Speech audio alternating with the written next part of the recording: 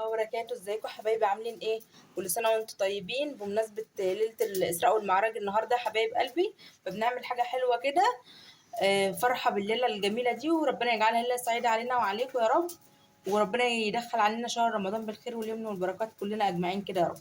النهارده هنعمل ايه بقى؟ هنعمل صينيه بسبوسه حلوه جميله في البيت، بتكاليف طبعا عاديه، كلها على قد ايدينا، احسن ما تروح تشتريها باسعار باهظه من بره وحاجات غاليه ومش بتكفي البيت ومش بتشبع.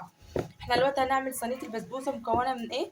عندنا 4 كوبايات دقيق سميد، ومعانا كوبايه سكر يا جماعه، ومعانا رشه ملح صغيره، ومعانا دلوقتي ادي كوبايه سمنه سايحه، ومعانا كوبايه لبن، تمام، ومعلقتين بيكنج باودر صغيرين لكل كوبايتين دقيق سميد، معلقه بيكنج باودر صغيره، ومعانا معلقه جيلاتي بتاع ده عسل كلوكوز. لو ما عندكيش عسل كلوكوز زي ما انا عامله، عملت معلقه شربات تكون تقيله شويه.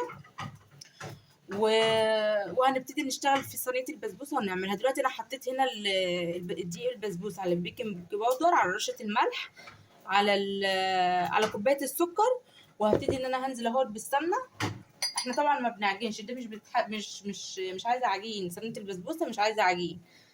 هنعملها ازاي؟ هنبتدي ان احنا نبس بس السمنه كده في الدقيق، ماشي اهو. نبس السمنه كده بالمنظر ده يا حبايبي اهو، نشرب بس الدقيق بالسمنه كده اهو، ماشي. دي مش عايزه عجن، احنا يا دوبك هنشرب الدقيق كله بالسمنه، وبعد كده هننزل بكوبايه اللبن.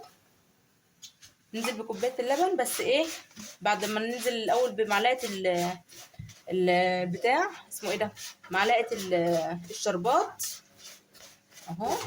هننزل دلوقتي بمعلقه الشربات التقيله، وبعد كده هننزل باللبن، ده اخر حاجه نلم بيه بس الدقيق. وبعد كده هيدخل الفرن على درجه حراره متوسطه، شغال الشوايه والفرن، وما تعليش الشوايه عشان ما تحرقلكيش وش البسبوس، تمام اهو.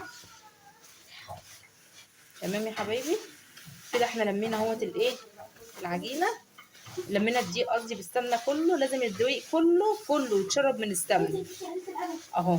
شربنا السمنه كلها، شربنا الدقيق كله بالسمنه اهو. وهنزل بقى ايه بالمعلقه، هجيب الشربات، معلقتين الشربات التقال. وادي يا حبايبي، طبعا لو عندك عسل كلوكوز يكون افضل واحسن طبعا، ماشي. هنزل انا اهوت بمعلقه كبيره من الايه، من الشربات، طبعا عشان الجو ساقعه فشدت بسرعه مني وتقلت اهي. بس انا ايه عادي، اخد برضو حته اهي، مش كتير يعني اهيت.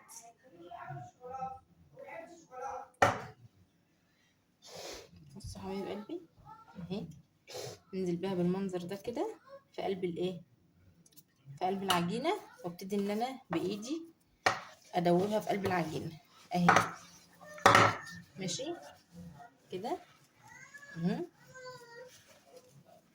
اهو. لسه جوتي اهي، اوعى يا جوتي اهي يا جماعه.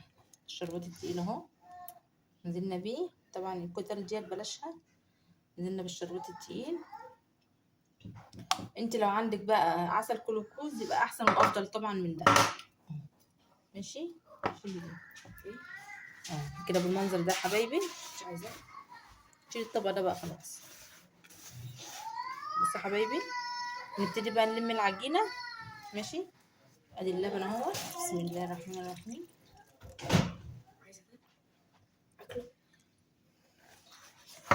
اهو يا قلبي. كده احنا ايه اهو، بنلم بس العجينه بكوبايه اللبن، بنلم العجينه بكوبايه اللبن بالمنظر ده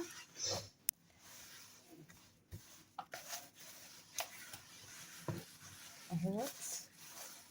نجيب بقى الصينيه، طبعا صينيه مدهونه سمنه، كنا دهنها سمنه مظبطينها، وهننزل بيها على الايه، ننزل بالعجينه في الصينيه على طول، الصينيه كده كده اهي. خلاص كده احنا ايه عملناها، هننزلها بقى في الصينيه دلوقتي الكوتن دي. بصوا يا حبايبي اهي كده احنا خلصنا اهو. ننزل بقى كده بالسباتولا كده ونفردها بقى في الصينيه وندخلها الفرن على درجه حراره متوسطه زي ما قلت لكم. وطبعا الشربات بتاع البسبوسه بيبقى شربات خفيف مش تقيل وبيبقى سخن. الشربات البسبوسه بتبقى سخنه والشربات بيبقى سخن اهو. نفردها كده في الصينيه كلها اهو.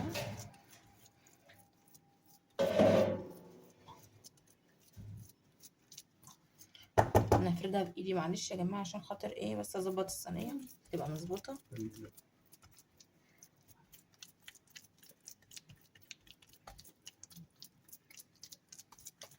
اهي.